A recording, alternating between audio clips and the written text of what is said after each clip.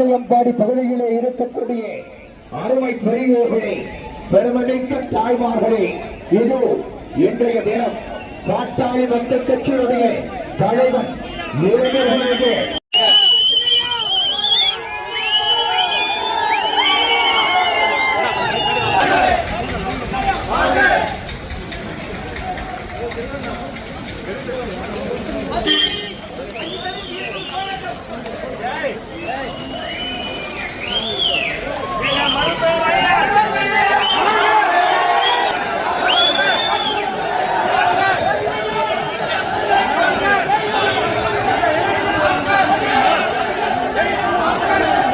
ஒரு கணம் சிந்தித்து பாருங்கள். தமிழ்நாட்டு மக்களுக்கு இந்திய அரசியல் சாசனம் வழங்கிய அடிப்படை உரிமைகள் 10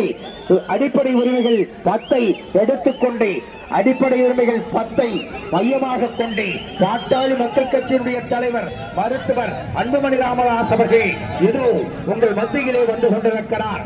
108 திட்டத்தை இந்தியாவுக்கே கொண்டு வந்து மருத்துவர் அன்புமணி ராமதாஸ் அவர்கள் இது